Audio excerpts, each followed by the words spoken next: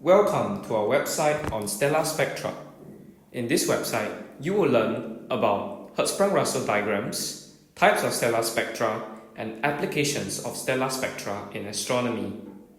Firstly, let us take a look at what Hertzsprung-Russell diagrams are. When looking up at the night sky, you can be forgiven for thinking that all the stars look similar, but each one has its own unique properties.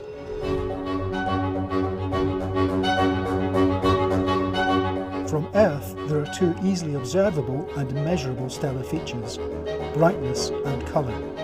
But plotting these two properties of stars on their own doesn't really show anything, as observable brightness is affected by another crucial factor, stellar distance.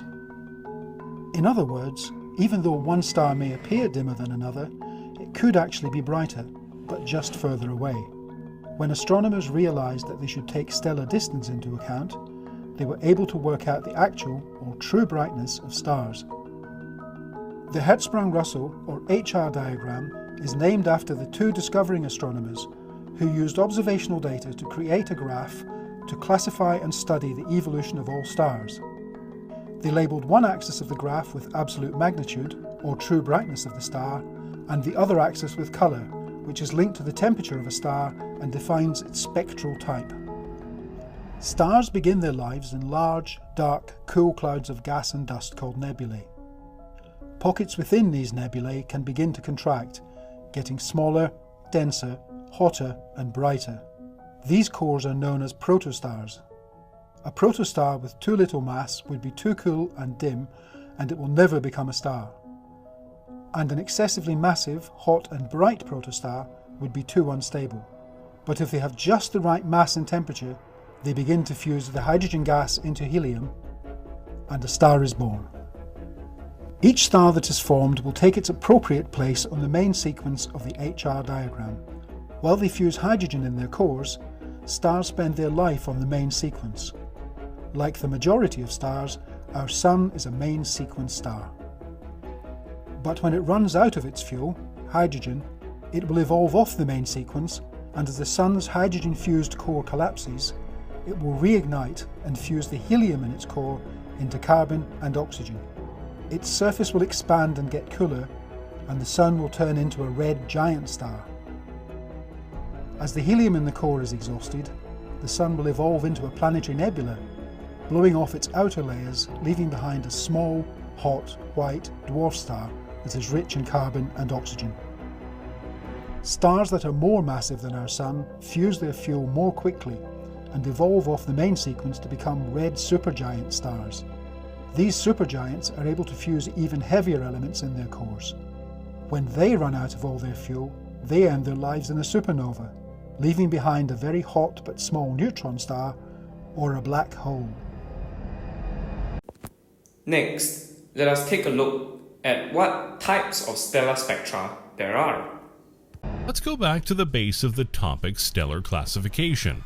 It is a scheme assigning stars their type on the basis of their temperatures, as calculated from their spectra. The classification of temperature is done on the basis of Wien's law regarding black body radiation. The universally accepted system of stellar classification is a combination of two schemes: the Harvard system, which is based on the star's surface temperature, and the MK, i.e. Morgan-Keenan system, which is based on the star's luminosity. The MK, also called Yerkes system, is the work of the American astronomers W. W. Morgan, P. C. Keenan, and a few others. It is based on two sets of parameters: a refined version of the Harvard OM scale and a luminosity scale of grades 1 for supergiants, 2 bright giants, 3 normal giants, 4 subgiants, and 5 main sequence or dwarf stars. Further specifications may be used, such as grade 1A for bright supergiants and grades 6 and 7 for subdwarfs and white dwarfs respectively. In the Harvard system, the stars are classified as the hottest to coolest using letters such as O, B, A, F, G, K, M, where O is the hottest, 25,000 Kelvin, and blue in color, and M is the coolest, 3500 Kelvin, star which is red in color. The letters are further subdivided from hot to cool, an adapted and famous mnemonic for memorizing the sequence of stellar classification is, "Oh, be a fine girl, guy, kiss me." Also, hotter stars tend to be larger and burn brighter, with the additional heat resulting from the fact that so much more fuel is being burned. Now that we've established the fundamentals of stellar spectra, please proceed to the articles to learn more about each category.